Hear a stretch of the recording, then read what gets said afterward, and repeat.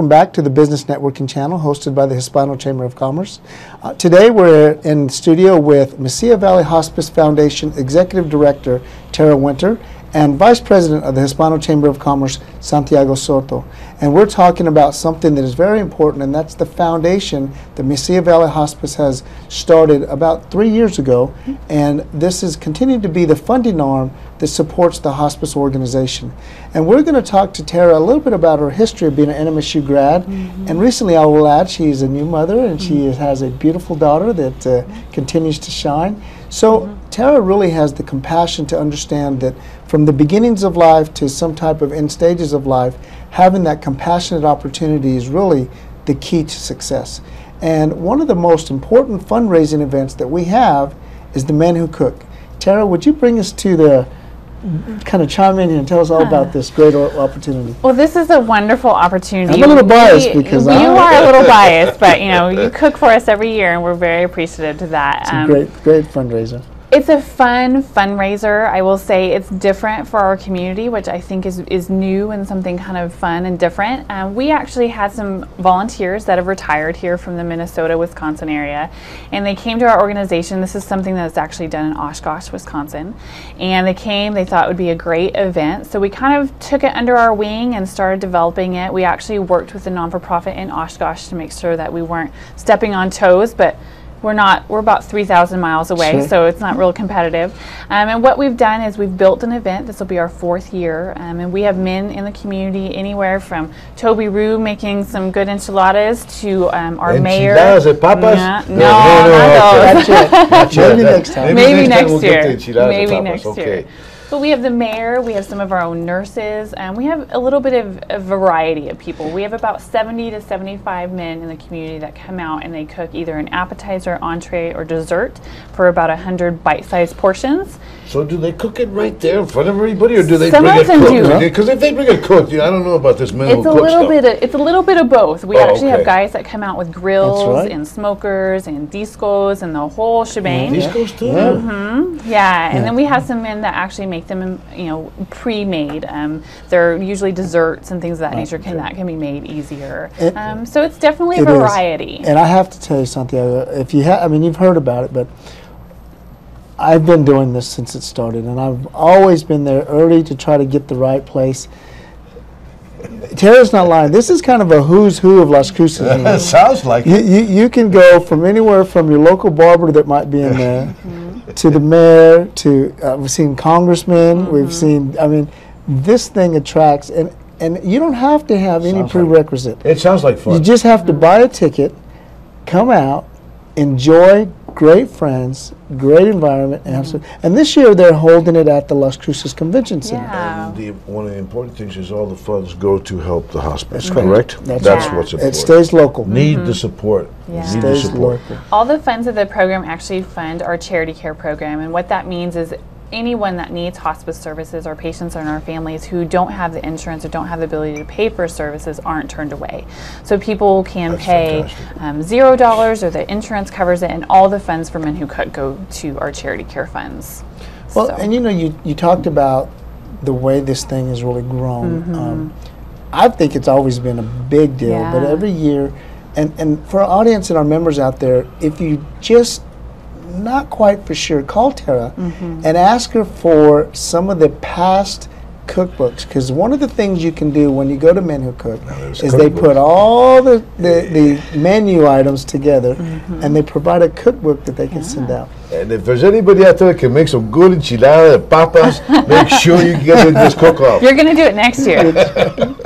Now, there's a lot of things that go, the buzz is out there, and this year, you know, we've had a lot of venues moved to the Las Cruces Convention Center. Now, you had a great convention, a venue item at the Farm and Ranch. We did. What was kind of the conversation, just to try something new? Or we actually we wanted to grow a little bit, so we actually opened up 100 more tickets at the convention center, and I think for us, we really see a broad clientele actually come to this event. So we have families that bring children, we have elderly people, and definitely last year the heat was pretty bad, and we had some pretty bad winds, so we decided we're going to move inside this year, see how it works.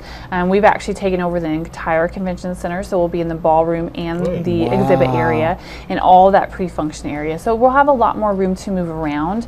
I think really for us, we're just going to see how it works for sure. And I think the outside venue is really great. It does kind of give you that garden party type of feel. But this year we're expecting about 800 people between the 650 that buy tickets and all of our chefs and their assistants. And then not only that, we have about 40 to 50 volunteers that evening. So it's a lot of people to be in one area at one time. That's great. Yeah. For 4 years old, I mean. Yeah. Well, it continues to grow, and the opportunity, and you keep the price where it's reasonable. It's not out, you're just not looking to shoot to the roof. What is the price? It's open up. Yeah, the tickets are $60 a piece, and that's per individual, and then you can have a reserve table of 10 for $700. We think the price is very inexpensive for an event like this. You get to choose about 70 different pieces of entrees and desserts and things of that nature. But we also have a silent auction. We'll be having live music this year from Backstage. They're actually a band that used to be pretty popular around here, so they're going to come out and play for us. And really this year, we'll just kind of see how it goes at the convention center. Backstage is a good group. Yeah. And one of the things our audience and our members, I'm glad that we brought that up, is there are other ways that you can participate. Of course, we want you to come to the event, and we want you to participate. But if you have some type of auctionable item, contact Tara, find out what you like to donate and give to the cause. One of the things that we have available is not only can they participate in the event, but some people just might be shy. Can't be Santiago, he's not shy. I'm very shy. No. But there might be someone who says, we just want to make an anonymous donation. They just need to contact you, and you can handle that for them. No, definitely. I would have people call me directly. You'll see my number later on the show. It's 575-525-5720. I'm in the office most of the day, so just give me a call. I can give you more information. We could talk about tickets. We could talk about anonymous donation. But this is definitely our largest event of the year. And I think something that also sets it apart is it's one of those events that you can come in shorts and jeans, and you can come in your Wranglers and boots and be very comfortable. It's not a real dress-up event. So I think that's kind of nice for people as well. And they eat good. And they eat very good. If you can make it through all 70 cooks, then I'd be very surprised. And one of the things that, this is a great event, but you've run into some challenges, and growth is one of them. And is there anything that you can maybe look at to our audience and maybe say you might have a needs list or a want list as far as putting this together, or do you pretty much have it all wrapped up for this? Really, right now, with it being about a month out from the event, we're always looking for additional volunteers. This is a big venue. We don't know what we're really kind of stepping into, so definitely volunteers is a definite what we would need. Silent auction is always something different. A lot of not-for-profits do a silent auction, so we like to look at new and different things that we could possibly do. And really, the ticket sales for the event is the biggest thing for us right now. There's lots of things. Actually, at our office, at the Mesilla Valley Hospice Foundation office, I'm located in the Mesilla Valley Hospice offices, and they can give me a call anytime. That's on Montana, correct? It's on Montana. And is that the only location? Do we have a relationship with our Hispano Chamber, maybe? That's actually our only location now, but I will call Gabe and see if he'll Okay, let me tell let's get some tickets. Send him 50 tickets, see what he can do. We can do that for sure. Sure. Yeah. Well, ladies and gentlemen, we're here with Mesilla Valley Hospice Executive Director Tara Winter and our Vice President of the Hispano Chamber, Santiago Soto, and we're talking about an event that's held for the the Mesilla Valley Hospice. It's the fundraiser of the year. It's the Men Who Cook, the 4th annual Men Who Cook, and it is a hodgepodge of great guys who are trying to be very creative in what they do. You can take a menu home. There's tons of food, great opportunity, great conversation, and Tara is the executive director, and she's been telling us all about this. We want to make sure you have an opportunity to go and pick up a ticket.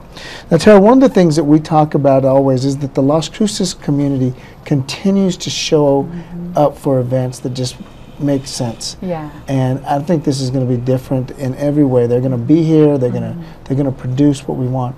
Tell us again how important these funds are and how they help some families that are underprivileged and not be able to pay for some of these services. Well, I think as a supporter to Mesilla Valley Hospice provides about $750,000 worth of charity care each year. And that's to families who either do not have insurance or do not have the ability to pay for healthcare services. And we all know healthcare services are very, very expensive. So we, as a non-for-profit, the foundation and the hospice, we're very committed to not turn away anybody without the ability to pay. May it be in their own home or in our facility, those services are available to them. And when you're talking about end-of-life services, that's something that at that point when they call us and they need us to help, we're going to be there and we want to help.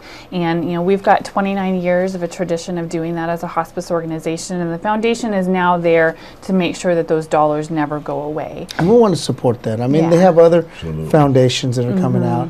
And Santiago, you know, you've been in Las Cruces many years, and you know that as we continue to move forward into the future, Las Cruces continues to be a very strong attraction to retiree population, economic development opportunities. So to have a facility... And let's not forget space travelers. And space travelers. Right. The aliens are coming. But we have that opportunity to work with them. And so I think what Tara's doing right now is really the foundational stage of really developing something. Yes, and we're very happy to be partners with you on this, Tara. Don't forget us, and we'll help you in any way that we possibly can as far as the Chamber is concerned. And don't forget that we have a very, very good membership network, and we can get to our members. You know, we can get you some help and get you some support out there. That'd be wonderful. Matter of fact, don't forget, real quick, can I plug this in? Don't forget, June, Mix and Mingle, Thursday, July 21st, 5:30 to 7:30 at Morrison Supply, and the Small Business Lending Fair, Friday, August 5th at the Las Cruces Convention Center. We'll see you there. Yep. Wonderful. Ladies and gentlemen, we continue to have great programming here at the Hispano Chamber of Commerce, and the Business Networking channel continues to look into the community to be your channel for your local opportunities. In partnership with the Las Cruces channel here with Chris Solar and their group at Channel 98, we continue to seek out our business community, nonprofit organization, and individuals, and give you a forum where you can come out and talk about your organization. And today is a special, I think, treat for us to meet Tara Winter, who's the Executive Director of Mesilla Valley Hospice Foundation, and to discuss the Men Who Cook organization that's right around the corner. And we're going to have so much fun on that day, on August the 13th, the Las Cruces Convention Center. Tara, we're coming to the end of the program and want to make sure, is there anything else that you'd like to share with our audience at this point? Well, I think really for us, just again, thank you so much for allowing us to have this opportunity. We really are so proud of our organization. Hospice has done so much for this organization and for this community, and we just want to thank everybody out there for that. Thank you, Tara. Thank you for being with us. As we continue to grow and see these opportunities, we want to thank our members and our audience out there. My name is Toby Rue, and from the Business Networking Channel and the Hispano Chamber of Commerce, Santiago Soto, we want to wish you a great day, and we'll talk to you soon. Adios.